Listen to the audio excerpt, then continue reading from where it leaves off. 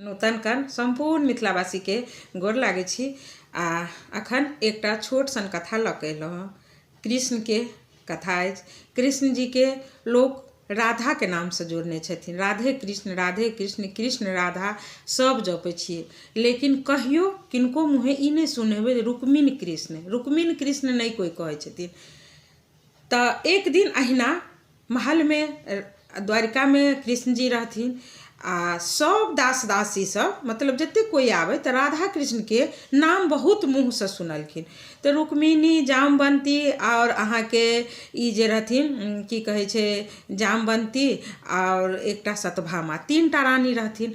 तो तीनों ओना तो हुनका बहुत रानी रहे, लेकिन ई तीनटा रानी के कनिक ज्यादा हुनकर छे। तो एक दिन हिनका सबके बहुत मन में क्रोध भेलनि तीनों के। रुक्मिणी जाके कहलखिन जे अहाँ के नाम राधा संग जोड़े छे, आखिर राधा में की छे जे हमरा में नहीं अछि?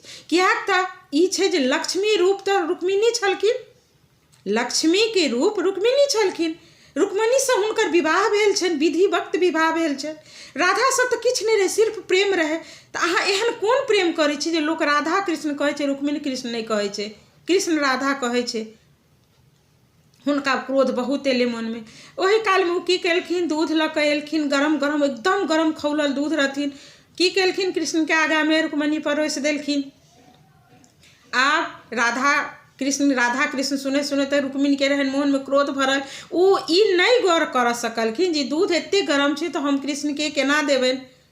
बस ओ की केलखिन, कृष्ण जी के देलखिन। कृष्ण जी प्रेम के बस कहलखिन अहाँ हमरा की कहलहुँ जे हम अहाँ के नहीं बात केलहुँ?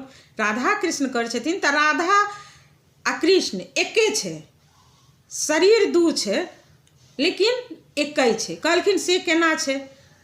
हम राधा से मिलल लेल जा बरसाना। कृष्ण जी के कहलखिन ठीक छे जाओ, हमरा देखो के इच्छा है जे राधा में एहन की छे जे राधा के नाम लोक ले छे, हमर नाम नहीं ले छे।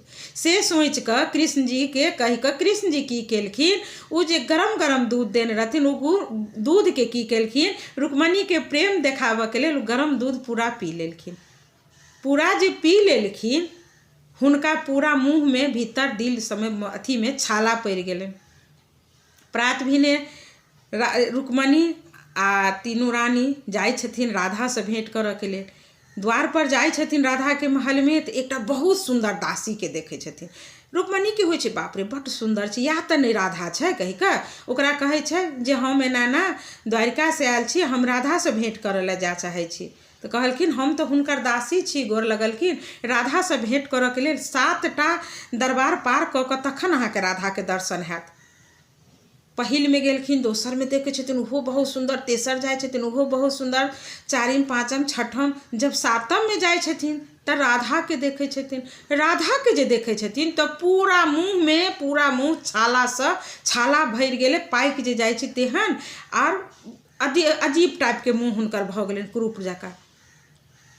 तो रुक्मिणी कहलखिन जे हम एलहुँ जे अहाँ बड़ सुंदर है, तैं अहाँ के नाम हमर कृष्ण से जुड़ल जाय अछि, लेकिन अहाँ के तो रूप ओहन सुंदर नहीं अछि। अहाँ के सुंदर, अहाँ से तो सुंदर अहाँ के दासी अछि।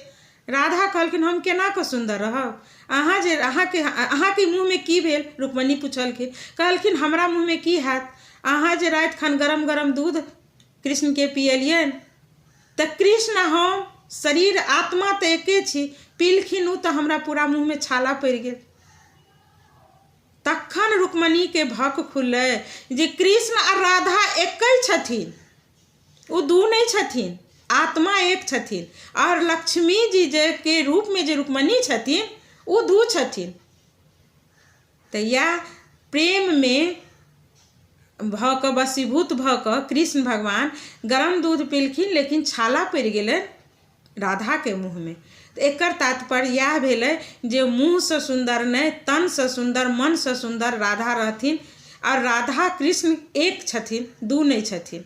तै लऽ कऽ हुनकर रूप के वर्णन कोई कह नहीं सकैए। तो यह छला छोट सन के कथा। अहाँ सब कहब केहन लागल। जँ नीक लागल हुए तो अहाँ सब अपन आशीर्वाद रूप में लाइक शेयर कमेंट जहिना करै छी तहिना करब। फेर से गोर लागै छी।